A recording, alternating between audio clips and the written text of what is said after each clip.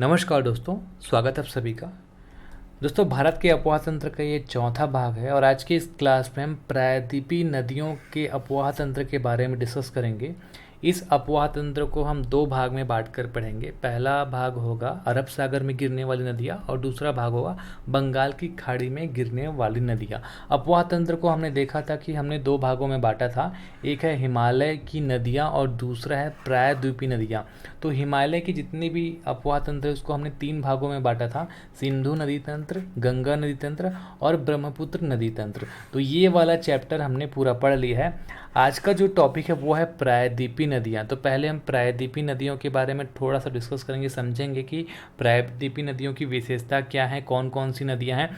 और उसके बाद हम ये देखेंगे कि इसको हम दो भाग में बांटते हैं। एक है अरब सागर में गिरने वाली नदियाँ और दूसरा है बंगाल की खाड़ी में गिरने वाली नदियाँ। तो ये जो पहला सेक्शन है अरब सागर में गिरने वाली नदियाँ, इसको आज हम कंप्लीट पूरा ख़त्म करने वाले हैं। तो पूरा वीडियो बिल्कुल ध्यान से ज़रूर देख लीजिएगा। क्लास शुरू करने से पहले आप सभी के लिए एक इन्फॉर्मेशन है। अगर आप सीजीपीसी या वैपम की घर बैठे तैयारी करना चाहते हैं तो हमारे पास कंप्लीट अवेलेबल है। इसी तरह के बहुत सारे क्लासेस, चाहे वो सीएसईबी जेई के हो, सीएसईबी डाटा एंट्री ऑपरेटर का हो, एसीएस का पैकेज हो, मंडी निरीक्षक का पैकेज हो, तो ऐसे बहुत सारे पैकेज या इंडिविजुअल कोई सब्जेक्ट आप लेना चाहे, जैसे आप इंडियन हिस्ट्री लेना चाहे, ज्योग्राफी लेना चाहे, छत्तीसगढ़ जीएस लेना चाहे हिंदी में हो या इंग्लिश में हो, ये सारे पैकेज बहुत ही कम प्राइस में हमारे एप्लीकेशन पे अवेलेबल है। तो प्ले स्टोर में जाकर Ajay Sahu online classes application search कर लीजिएगा और इस एप्लीकेशन को डाउनलोड ज़रूर कर लीजिएगा। इससे ज़्यादा जानकारी के लिए डिस्क्रिप्शन में दिए हुए नंबर पे आप हमें कांटेक्ट कर सकते हैं। ये हमारा नंबर है 9399958991। तो भारत की नदियाँ अगर हम यहाँ पे देखें तो ये वाला जो हिस्सा है ऊपर वाला, हिमालय नदी का अपवाह तंत्र मतलब हिमालय की नदियाँ, इसको हमने पूरा कवर कर लिया है। आज का जो सेक्शन होगा ये इधर का एरिया जो है प्रायद्वीपीय नदी अपवाह तंत्र, ये हम कवर करने वाले हैं। ठीक है, तो प्रायद्वीपीय नदियों को हम थोड़ा सा देखते हैं। मैदानी भाग की नदियों की अपेक्षा प्रायद्वीपीय भारत की नदियाँ जो हैं वो आकार में छोटी होती है। इसका कारण ये भी है, देखिए ये जो एरिया है अगर आप देखेंगे तो इसकी जो लंबाई भी है इस एरिया से कम है। तो इसकी जो लंबाई है वो इसीलिए कम होती है, आकार में छोटी होती है। और यहाँ पे जो है वर्षा यहाँ के कंपेयर में थोड़ी कम होती है, इसलिए ये नदियाँ जो है साधारणतः ग्रीष्म ऋतु में यहाँ जल की मात्रा कम होती है। यहाँ की नदियों की एक खास बात यह है कि अनुवर्ती क्रम में बहती है। ध्यान दीजिएगा, अनुवर्ती का मतलब आपको मैंने इससे पहले भी पिछले क्लास में समझाया था। अनुवर्ती से आप याद रखना अनुसरण करना। अनुसरण किसका? ढाल का। अनुवर्ती क्रम मतलब ढाल का अनुसरण करते हुए बहती है। मतलब अगर ढाल आपका पूर्व दिशा में है तो नदी भी पूर्व दिशा में ही बहेगी। तो ये होता है अनुवर्ती क्रम। तो प्रायद्वीप की जितनी नदियां हैं, प्रायद्वीपीय नदियां जो हैं वो अनुवर्ती क्रम में बहती है। ये बहुत ही इंपॉर्टेंट है, याद रखिएगा। ये नदियां हिमालय की तुलना में अधिक पुरानी हैं। देखिए हिमालय का अगर आप प्राकृतिक विभाजन में आपने पढ़ा होगा कि हिमालय जो है नवीनतम आपका प्राकृतिक विभाजन का एरिया है और ये वाला एरिया जो है प्रायद्वीपीय एरिया ये सबसे पुराना है। तो यहाँ की जो नदियाँ हैं वो भी पुरानी हैं। सबसे पुरानी नदी है ना। प्रायद्वीपीय पठार का ढाल पूर्व और दक्षिण पूर्व की ओर ज़्यादातर है। मतलब प्रायद्वीपीय पठार का जो ढाल है वो इस एरिया में है ना, इधर, और दक्षिण पूर्व इधर ज़्यादा है। इसलिए अधिकांश जो नदियां हैं, इधर बंगाल की खाड़ी है और इधर है अरब का सागर। तो प्रायद्वीप पठार की अधिकांश नदियां कहाँ पर विसर्जित होती है, ऐसा क्वेश्चन पूछा जा सकता है। तो आपको ध्यान रखना है प्रायद्वीपीय पठार की जो ज़्यादातर नदियां हैं वो बंगाल की खाड़ी में गिरती है। क्यों गिरती है, इसका कारण क्या है? क्योंकि इसका जो ढाल है, देखिए ये जो है इसका ढाल वो कुछ इस तरीके से है ना, दक्षिण पूर्व में है ना। ढाल जो है पूर्व और दक्षिण पूर्व में है। आपको ये चीज़ याद रखना है, जो ढाल है वो है पूर्व या दक्षिण पूर्व में ज़्यादा है, इसलिए बंगाल की खाड़ी में ये गिरती है। यहाँ की जो नदियाँ हैं बंगाल की खाड़ी में जो गिरने वाली नदियाँ हैं वो डेल्टा का निर्माण करती है। आपको ये दो चीज़ याद रखना है। कुछ नदियाँ जो हैं वो इधर अरब सागर में गिरती हैं। तो जो अरब सागर में गिरने वाली नदियाँ हैं वो डेल्टा के बजाय ज्वार नदमुख का निर्माण करती है। और इससे पहले के क्लासेस में मैंने डेल्टा और ज्वार नदमुख में डिफरेंस समझाया था, एक बार और रिवाइज करवा देता हूँ। देखिए डेल्टा क्या होता है, जब नदियाँ बहती हैं तो बहुत सारे भागों में विभक्त हो जाती है और आसपास का जो कीचड़ नुमा एरिया होता है वो डेल्टा कहलाता है। और डेल्टा के आगे जो है समुद्र होता है, जिसमें ये जो वितरिकाएँ होती हैं, जो नदियाँ हैं वो मिल जाती हैं। लेकिन यहाँ पे समुद्र का पानी नहीं आता। ये जो डेल्टा का एरिया है वहाँ का पानी जो है वो मीठा रहता है, समुद्र का पानी उस एरिया में नहीं जाता।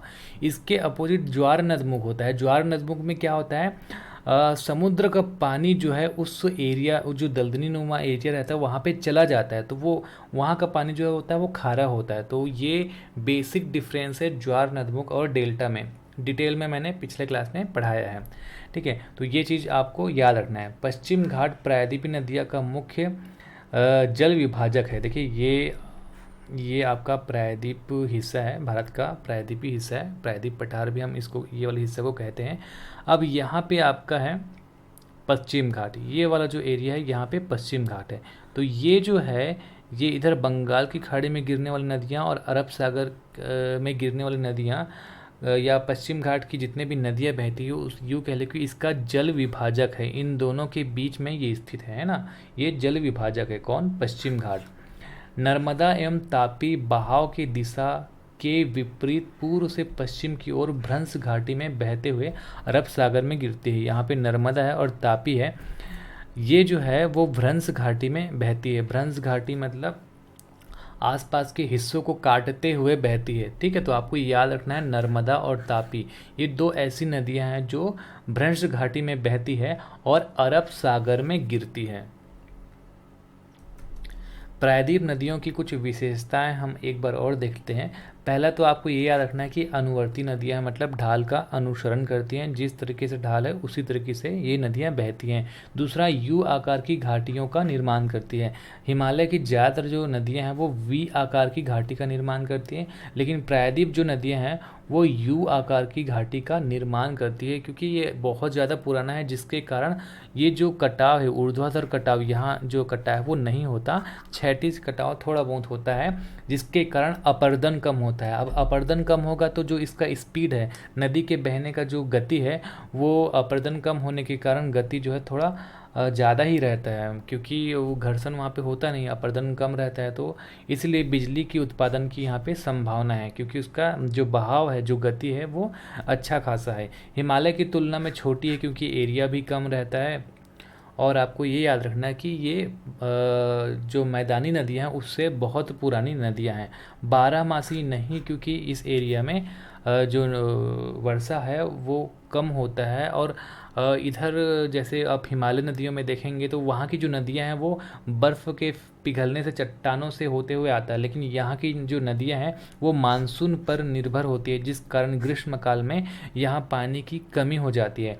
बंगाल की खाड़ी में विसर्जित होने वाली नदियाँ डेल्टा का निर्माण करती हैं, जबकि अरब सागर में जो गिरने वाली नदियाँ होती है वो ज्वार नदमुख का निर्माण करती है, जैसे नर्मदा और तापी। आपको याद रखना है नर्मदा और तापी नदियाँ डेल्टा नहीं बनाती। नर्मदा और तापी नदियाँ जो है वो ज्वार नदमुख का निर्माण करती है।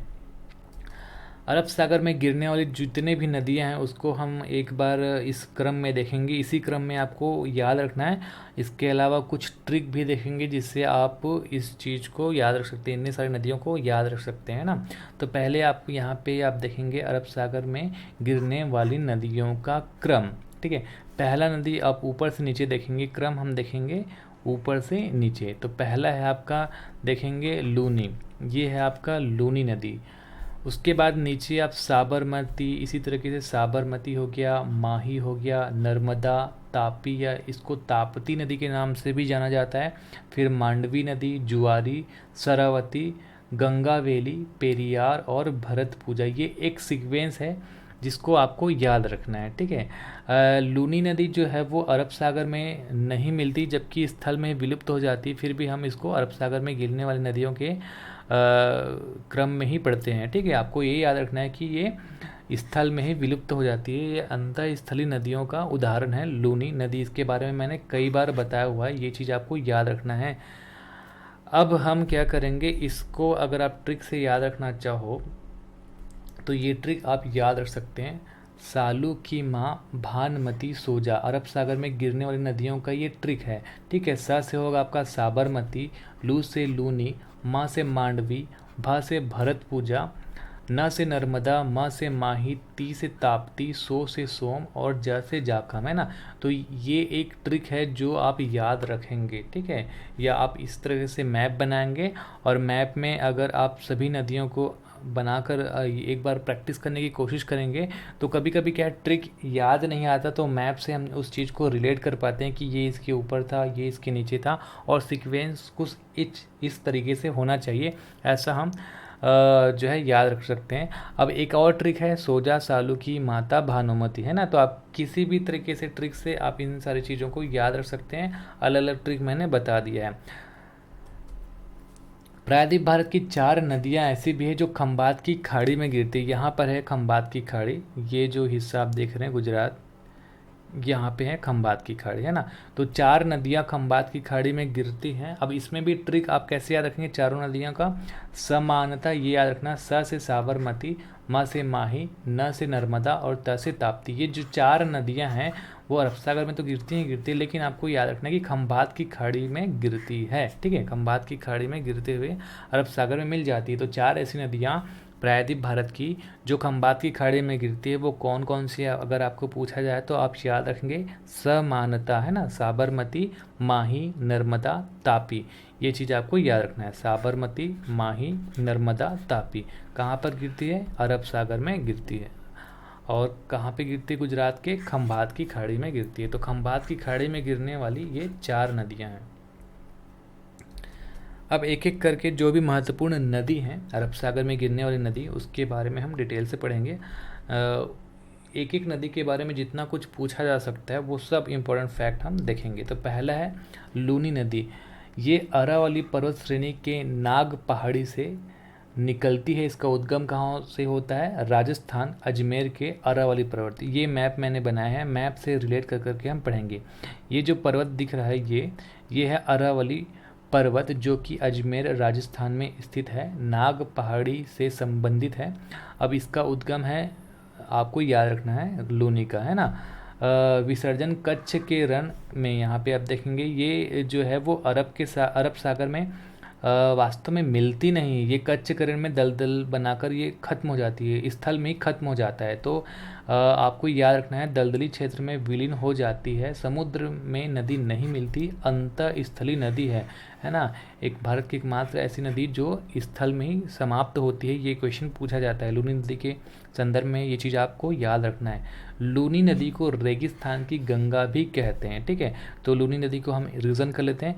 अरावली अजमेर से निकलकर कच्छ के रण में समाप्त हो जाती है, अंतःस्थलीय नदी है, समुद्र में नहीं मिलती, और रेगिस्तान की गंगा के नाम से भी इसको जाना जाता है। फिर दूसरा है साबरमती नदी।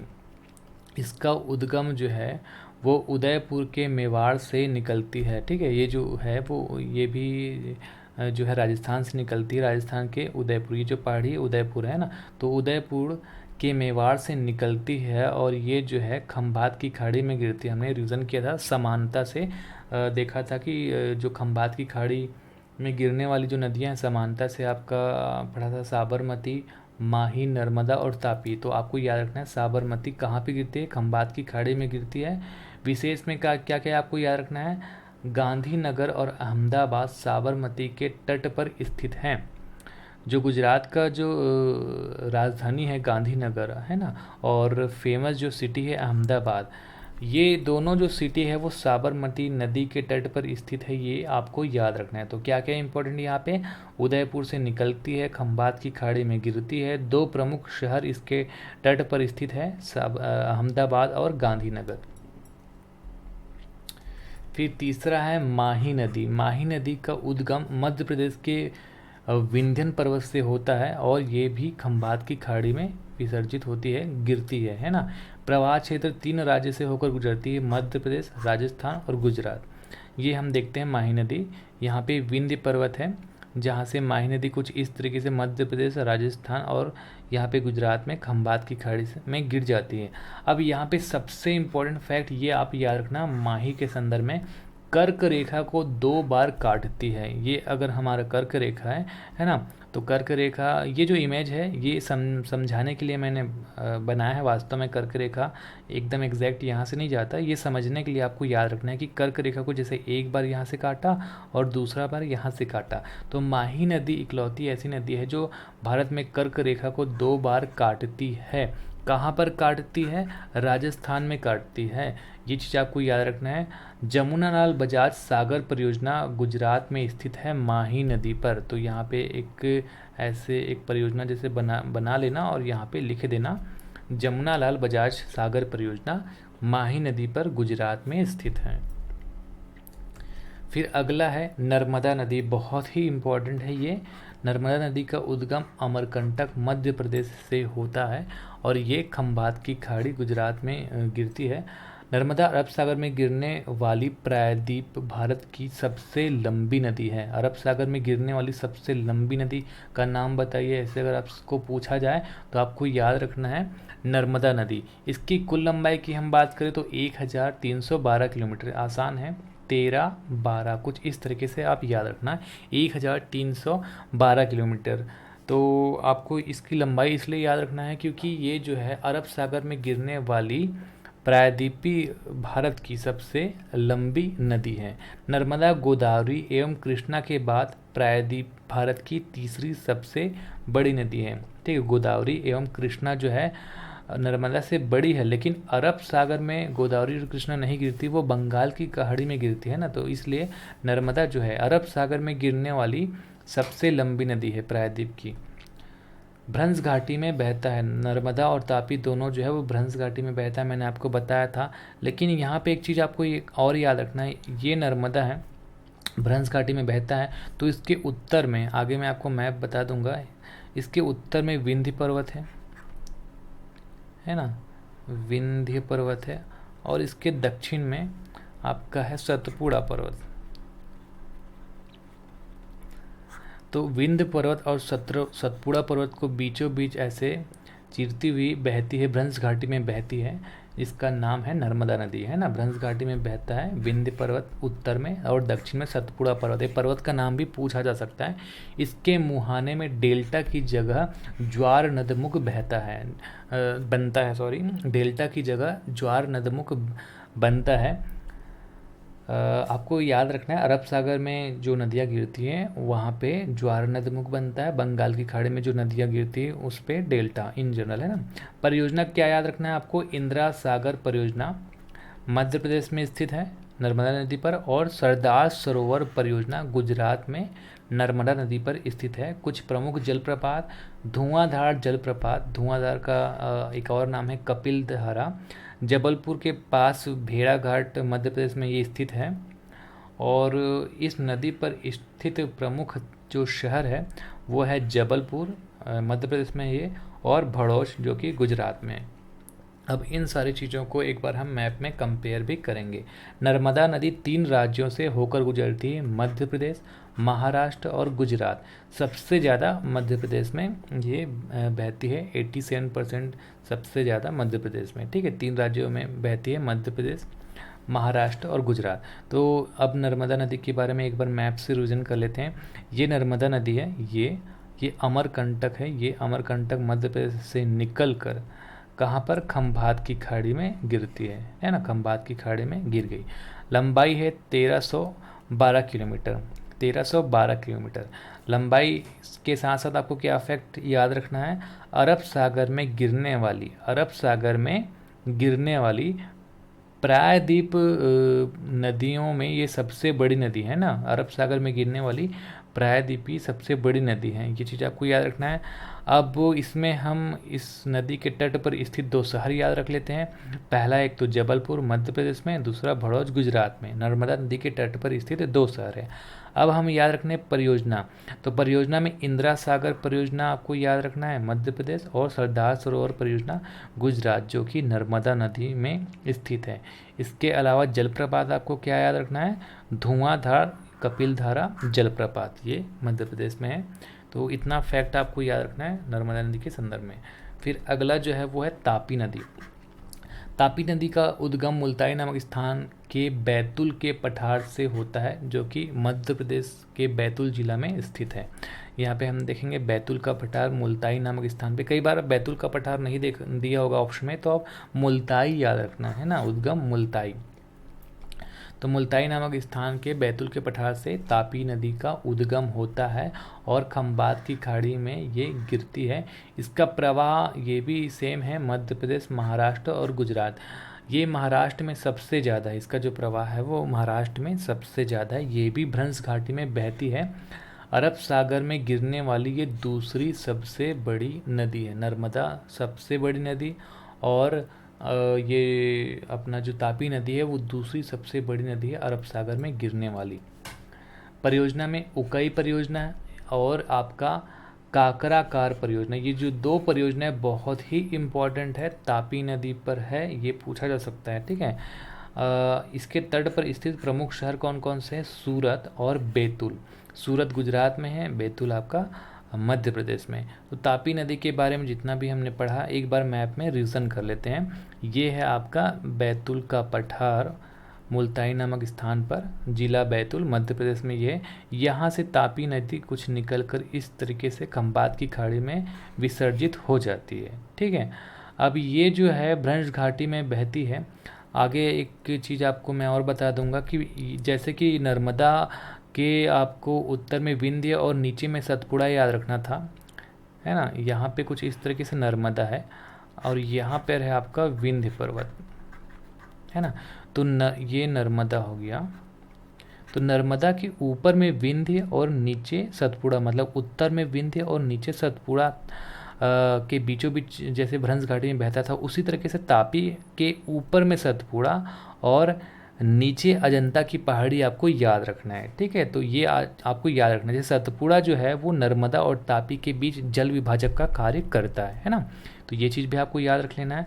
अब यहाँ पे हम देखेंगे कि दो परियोजना, उकाई और काकराकार परियोजना, ये जो दोनों परियोजना है ये दोनों के दोनों गुजरात में ही हैं, आपका तापी नदी पर। और तापी नदी के संदर्भ में क्या याद रखना है कि भ्रंश घाटी में बहती है सतपुड़ा और अजंता पहाड़ी के बीच। तो भ्रंश घाटी में बहने वाले दो नदियों के बारे में हम एक बार और रीजन कर लेते हैं। नर्मदा नदी भ्रंश घाटी में बहती है विंध्य पर्वत एवं सतपुड़ा। यहाँ पे हम मैप देखेंगे, ये आपका जो गवर्नमेंट का ऑफिशियल मैप है ना, एनसीईआरटी की बुक से ये मैप मैंने निकाला हुआ है। तो यहाँ पे हम देखेंगे ये जो नर्मदा नदी है, ऊपर में आप देखेंगे विंध्य और सतपुड़ा आपको दिख रहा होगा, और यहाँ पे जो तापी नदी, ये जो तापी नदी सतपुड़ा और नीचे महादेव की पहाड़ी आपको दिख रहा है, यही अजंता की पहाड़ी का ही सीरीज़ है। इस तरीके से आप याद रख सकते हैं। तो दो चीज़ आपको याद रखना है, भ्रंश घाटी में बहने वाली नदी का नाम नर्मदा और तापी।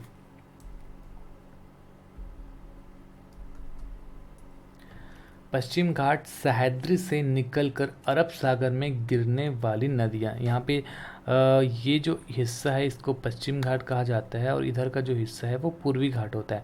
तो कुछ नदियाँ ऐसी जो है वो जो कि पश्चिम घाट यहाँ से निकलकर, ये जो पश्चिम घाट है, ये पश्चिम घाट यहाँ से निकलकर अरब सागर में गिरती हैं। तो कुछ ऐसी नदियों के बारे में भी हम पढ़ते हैं।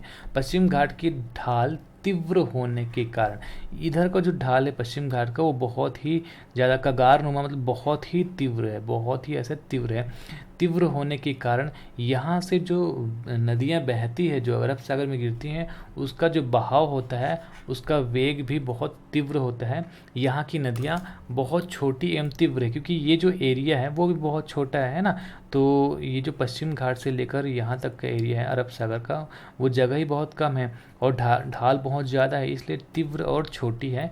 कुछ प्रमुख नदियाँ कौन कौन से, हम राज्य के हिसाब से अगर हम पढ़ें तो गुजरात में सतरंजी और मादर नदी, ये दो नाम आपको याद रखने हैं। गोवा में मांडवी नदी और जुआरी नदी, यहाँ पे आप मैप में देख सकते हैं मांडवी जुआरी, ये दोनों जो है वो गोवा में स्थित हैं। अब मांडवी नदी का एक और फैक्ट याद रख लेना, जो गोवा की राजधानी है पणजी, वो मांडवी नदी के तट पर स्थित है। ये क्वेश्चन कई बार पूछा जाता है कि जो पणजी है वो कौन सी नदी के तट पर स्थित है या गोवा कौन सी नदी के तट पर स्थित है। तो आपको याद रखना है मांडवी नदी, है ना। मांडवी नदी पर दूध सागर जलप्रपात भी स्थित है। इसके बाद कर्नाटक में है शरावती नदी। पहले थ्योरी पढ़ लेते हैं, उसके बाद सब कुछ हम मैप में कंपेयर कर लेंगे। शरावती नदी के बारे में पढ़ते हैं। इस नदी पर गासोप्पा जलप्रपात, इसके दो तीन नाम हैं। एक तो महात्मा गांधी जलप्रपात के नाम से भी इसको जाना जाता है, दूसरा जोग जलप्रपात के नाम से भी जाना जाता है, और कई जगह जोग गासोप्पा ऐसे पूरा भी लिखा होता है। तो ये दो तीन नाम याद रख लेना। ये इम्पोर्टेंट इसलिए है क्योंकि ये भारत का सबसे ऊंचा जलप्रपात है। भारत का सबसे ऊंचा जलप्रपात किस नदी पर स्थित है? शरावती नदी। और शरावती नदी कहाँ पर है? कर्नाटक में है। भारत के सबसे ऊंचा जलप्रपात महात्मा गांधी जलप्रपात की जो ऊंचाई है वो कितनी है? 253 मीटर। भारत का सबसे ऊंचा जलप्रपात है, लेकिन यहाँ पे कुछ जो कन्फ्यूज़न है वो आपको हो सकता है, वो मैं आपको बताता हूँ। भारत का सबसे ऊंचाई पर स्थित जलप्रपात कुंचिकल है, ये भी कर्नाटक में है। लेकिन भारत का सबसे ऊंचा जलप्रपात जोग जलप्रपात है। अब इसको आप कैसे समझेंगे? देखिए, ये एक हाइट के लिए, अगर ये इंडिया का अलग अलग जगह है ना, तो यहाँ पे ऐसा है कि सबसे ऊंचाई पर स्थित जलप्रपात, यहाँ पर कोई जलप्रपात है जो कि ऊंचाई पर स्थित है ना, और इसका जो है रेंज इतना ही, यहाँ से लेकर यहाँ तक ऊंचाई पर है, लेकिन जो झरना का रेंज है वो कम है। लेकिन यहाँ पे जैसे कि ऊंचाई कम है, लेकिन इसके जो झरने का रेंज है वो ज़्यादा है। इस तरीके से आपको याद रखना है कि सबसे ऊंचा और ऊंचाई पर स्थित ये दोनों अलग अलग है ना। तो भारत का सबसे ऊंचाई पर स्थित जलप्रपात है कुंचिकल जलप्रपात, जो कि कर्नाटक में है। और भारत का सबसे ऊंचा जलप्रपात जो है वो महात्मा गांधी जलप्रपात या जोग जलप्रपात या गासोप्पा जलप्रपात, ये भी कर्नाटक में है। ये फैक्ट सबसे इम्पोर्टेंट है, सबसे ज़्यादा इसी को पूछा जाता है। भारत का सबसे ऊंचा जलप्रपात शरावती नदी पर स्थित है, नाम है जोग जलप्रपात, ऊंचाई 253 मीटर। इसके अलावा केरल पर पेरियार नदी है। पेरियार नदी के संदर्भ में आपको क्या क्या याद रखना है? यह केरल की सबसे लंबी नदी है। पेरियार नदी केरल के लिए बहुत महत्वपूर्ण है। केरल की सबसे लंबी नदी है जिसकी लंबाई 244 किलोमीटर है। पेरियार नदी पर स्थित कुछ महत्वपूर्ण परियोजनाएं भी हैं, जैसे पेरियार परियोजना। तो ये तो नहीं पूछा जाएगा क्योंकि नदी के ही नाम से है। ये कुछ एक दो परियोजनाएं जो इम्पोर्टेंट है पूछा जा सकता है। एक तो है इंडुक्की परियोजना और दूसरा है साइलेंट वैली परियोजना, है ना। तो ये चीज़ आपको याद रखना है। अब जितना भी हमने पढ़ा, यहाँ पे मैप दिख रहा होगा आपको, ये जूम करके एक और मैप हमने अटैच किया हुआ है, तो एक बार रिवीजन कर लेते हैं। गोवा में कौन कौन सी नदी हैं? ये सब जितनी भी नदी हैं वो आपका जो पश्चिम घाट से निकलने वाली नदियां हैं ना। तो गोवा में आपका मांडवी नदी हमने पढ़ा था और जुआरी नदी। तो मांडवी नदी में हमने ये बताया था कि दूध सागर जलप्रपात आपको याद रखना है, और मांडवी नदी पर पणजी स्थित है। ठीक है, पणजी जो है मांडवी नदी के तट पर स्थित है। तो ये खत्म हो गया। उसके बाद कर्नाटक में आते हैं, तो कर्नाटक में शरावती नदी आपको याद रखना है। शरावती नदी पर क्या क्या याद रखना है? एक झरने का नाम जो कि इम्पोर्टेंट है, सबसे ऊंचा झरना है भारत का, महात्मा गांधी जोग या गारसोप्पा जलप्रपात, ये आपको याद रखना है। फिर तीसरा है केरल। केरल में पेरियार नदी, पेरियार नदी के संदर्भ में परियोजना याद रखना है। एक तो पेरियार परियोजना हो गया, दूसरा इंडुक्की परियोजना हो गया, तीसरा जो है साइलेंट वैली परियोजना। तो ये कुछ फैक्ट है जो कि आपको याद रखना है। तो दोस्तों, आज की क्लास में इतना ही पढ़ेंगे। अगर आपको ये वीडियो पसंद आए तो प्लीज़ वीडियो को लाइक कर दीजिएगा। चैनल में नए हैं तो चैनल को सब्सक्राइब कर दीजिएगा। टेलीग्राम ज्वाइन कर लीजिएगा। फेसबुक पेज भी है हमारा, उसको लाइक कर लीजिएगा। और बहुत सारे फैक्ट आपको हमारे इंस्टाग्राम पे भी मिलेगा, तो इंस्टाग्राम आईडी आप ज़रूर यहाँ पे फॉलो कर लीजिएगा। और हमारा मोबाइल एप्लीकेशन भी है जहाँ से आप कोर्सेज़, पेड कोर्सेज और फ्री बहुत सारी स्टडी मटेरियल वगैरह डाउनलोड कर सकते हैं। तो आप प्ले स्टोर में सर्च करके Ajay Sahu online classes application download कर सकते हैं। तो आज के लिए बस इतना ही। नमस्कार, धन्यवाद।